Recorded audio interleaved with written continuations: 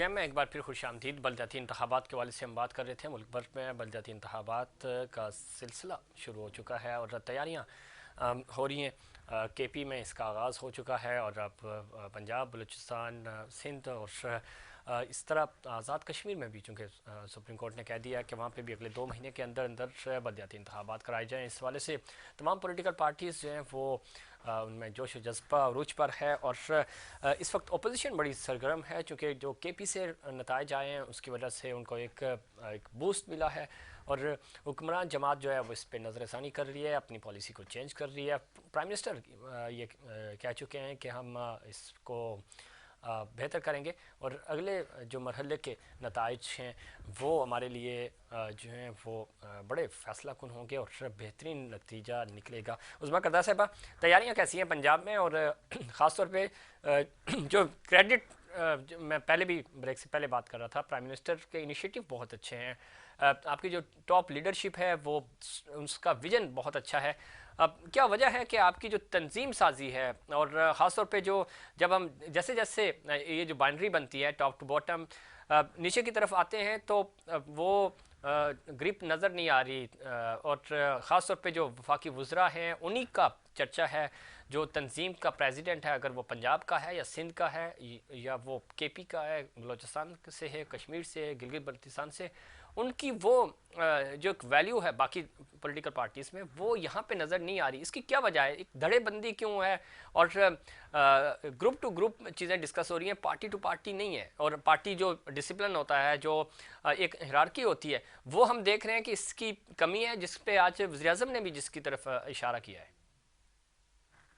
देखिए, ये तो हर सियासी पार्टी में आपको इस तरह मिलेगा। ग्रुप बंदी तो हर पार्टी में होती है, किसमें नहीं होती है। मैं आपको अभी मिसाल, आप या तो नहीं जरदारी नहीं, और बिल्कुल बिलावल होती की है, भी ग्रुप मैं उस बंदी पर नहीं जा आपस रहा। में। उस होती है, लेकिन आपके यहाँ बहुत ज़्यादा है। देखिए, पाकिस्तान पीपल्स पार्टी की अगर हम बात करें तो हमें उनका पता है कि उनका जनरल सेक्रेटरी कौन है, उनका प्रेसिडेंट कौन है, उसको वो पार्टी प्रोटेक्ट कर रही होती है। यहाँ हम ये देखते हैं कि आपके जो बेचारे जिन कारकुनों ने कुर्बानियाँ दी, जो अहदेदारान हैं पार्टी के, उनको नहीं पूछा जाता। आपके जो मिनिस्टर्स हैं या जो आपके MNA MPs हैं, वो उनको तरजीह ज़्यादा दी जाती है या उनकी लॉबिंग ज़्यादा स्ट्रांग है। मैं ये बात कर रहा हूँ। आपको मैं एक इंटरेस्टिंग बात बताऊं। जी जब जी। हमने इंट्रा पार्टी इलेक्शन जब करवाए थे, ये हमारी घर में ये 2017 की बात है, हम्म। 16-17 की बात है। जी जी। तो जितने हमारे उस इंट्रा पार्टी इलेक्शंस में ओहदेदार आए थे, आज वो सब ऐवानों में बैठे हैं, सारे ऐवानों में बैठे हैं। इजाज चौधरी ले लें, यास्मीन राशिद ले लें, ये कोई एक प्रेसिडेंट थे पंजाब के, एक जनरल सेक्रेटरी थी, शाह, मतलब वो सारे लोग, वो तंजीमी लोग जो थे, वो वही इस वक्त हमारी असेंबलियों में बैठे हुए हैं। तो ये कहना तो सही नहीं है कि हम लोग जो तंजीमी ओहदेदार हैं उनको, अब भी जो तंजीम में बैठे हुए हैं, बल्कि मैं आपको मजे की बात बताऊं जी कि जी। हमारे कुछ MNAs हैं, वो प्राइम मिनिस्टर के पास गए और उन्होंने ये कहा कि जी हमारे हमें तंजीम में कोई हमारा हमें ओहदा नहीं दिया जा रहा है और हमें बिल्कुल साइड पे रखा जा रहा है। अगली इलेक्शन में तो हमारे लिए हमारा हमारा तो जो पॉलिटिकल एक फ्यूचर है वो फिर दांव पे लग जाएगा, जब अगर हम तंजीम के में कोई हिस्सा ही नहीं हमारा होगा। वो बल्कि अब MNAs और MPs चाह रहे हैं कि उनको किसी तरीके से तंजीम में भी कोई ओहदा मिले। लेकिन हमारी पार्टी ने यही सोचा था कि तंजीमी ओहदे अलहदा होने चाहिए और जो पार्लियामेंटेरियंस जो हैं उनका अलहदा सिलसिला होना चाहिए। इनको दो दो डबल डबल जो है ना, नहीं हम देना चाह रहे थे, क्योंकि फिर डिवाइड हो जाता है फोकस। अब अगले इलेक्शन में जो तंजीमी तौर पे इस वक्त ओहदेदार हैं उनका बड़ा ब्राइट फ्यूचर है, उनका बहुत चांस है कि वो अगली असेंबलियों में आएंगे। तो ये बात नहीं है, नहीं, लेकिन देखें ना उस्मा, हमारी पार्टी देखें। में जो प्रॉब्लम हमारी पार्टी में जो प्रॉब्लम है कि हमने जो कारकुन है हमारा, जो हमारा ग्रास रूट का जो वर्कर है, हमने उसकी पजीराई करनी हमें पड़ेगी। हमने अभी तक उसकी बिल्कुल। पजीराई नहीं की है। उसको हमको देखे, वो उन्होंने उनकी उम्मीदें लगी होती हैं उस हुकूमत से जिसके लिए उन्होंने काम किया होता है, जिसको सपोर्ट किया होता है, जिस पार्टी को। तो हमने अपने कारकुनों को मज़ीद हमने उनकी बेहतरी के लिए काम करना है, उनको एक्नॉलेज करना है, उनको रिकॉग्नाइज़ करना है। ये हमें खामियाँ दूर करनी बिल्कुल ठीक पड़ेंगी है अपनी उस्मान, पार्टी देखिए से। मैं 2018 की तो बात कर नहीं रहा, हालिया केपी इलेक्शन का पहला मरहला हमारे सामने है। उसमें यही तो हुआ, आपके जो वर्कर थे, आपके जो सूबाई और ज़िलाई सतह पे, कौंसल सतह पे जो अहदेदारान थे, उन बेचारों को इंटरटेन नहीं किया गया।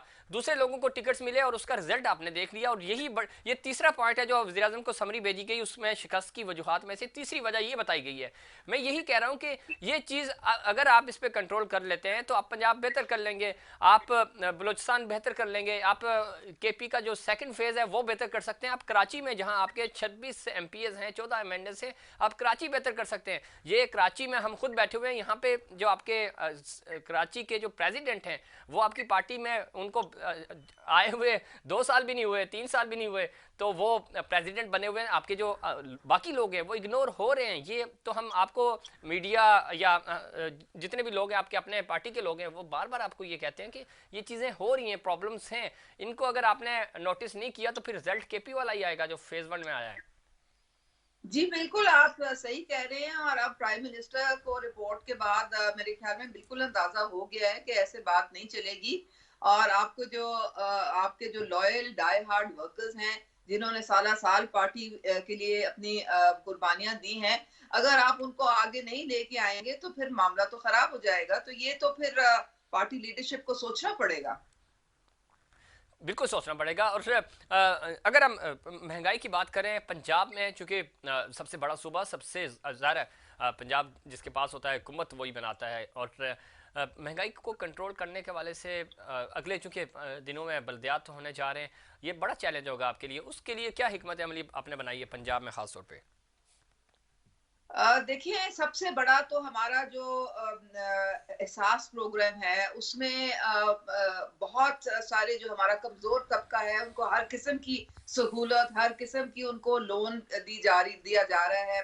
फिर हमारा इंसाफ सेहत कार्ड है, जी। वो अब पंजाब में 1 जनवरी से तमाम जो खानदानों का जो एक सरबराह है उनको 10 लाख की फैसिलिटी होगी, जिस तरह केपी में भी 100% को फैसिलिटी है, अब ये पंजाब में भी होने जा रहा है। तो ये बहुत बड़ी चीज है कि आप कहीं भी आप इलाज कराना चाहें तो आपको कोई प्रॉब्लम या कोई परेशानी का सामना नहीं करना पड़ेगा।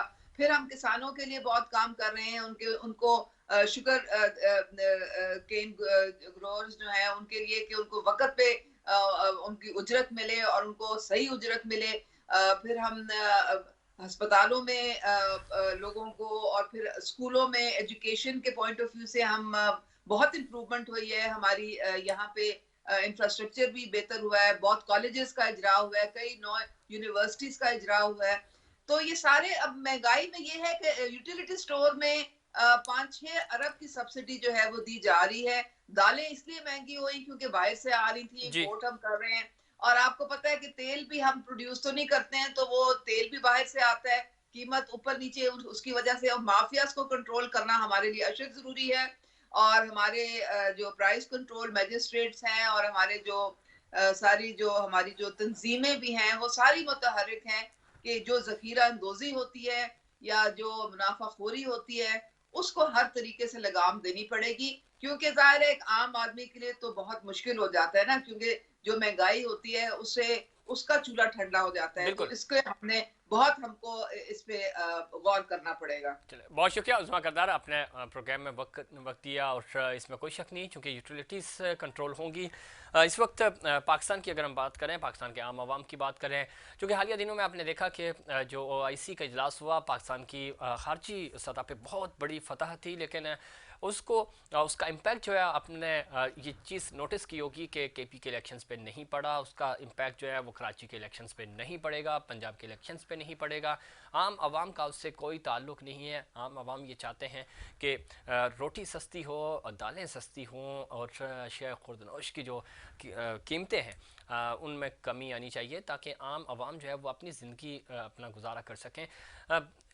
इम्पॉर्टेंट चीज़ें जो पॉलिसी मेकिंग हैं, जो टॉप लेवल की चीज़ें हैं, वो बराह रास्त रियासत के लिए या हुकूमत के लिए बहुत इंपॉर्टेंट होती हैं, लेकिन आम शहरी जो है वो इन चीज़ों की वजह से आपको वोट कर रहे होते हैं। और मौजूदा हुकूमत को अगर चीज़ें बेहतर करनी हैं, अगर उन्होंने इलेक्शन में वापस आना है, अगर अपने वोटर्स को सेटिस्फाई करना है, तो इन महंगाई को कंट्रोल करना होगा, बेरोज़गारी के ख़ात्मे के लिए काम करना होगा, तो ही आपको वोट मिल सकते हैं। और इस वक्त चूँकि आम आवाम की दस्तरस से चीज़ें बाहर हो रही हैं और ये वक्त की ज़रूरत भी है। इस पर वज़ीर-ए-आज़म साहब ने कहा कि अगले 3 महीने बड़े इंपॉर्टेंट होंगे और उसमें हम चीज़ों को कंट्रोल कर लेंगे और माशी पॉलिसी जो है वो बेहतर हो जाएगी। देखना ये है कि क्या पिछले वादों की तरह ये वादा भी वफा होता है या नहीं। और ये एक बड़ा चैलेंज भी होगा पीटीआई हुकूमत के लिए, चूँकि अब पीडीएम और अपोजिशन की दूसरी जो जमातें हैं वो बड़े उनको चूँकि एक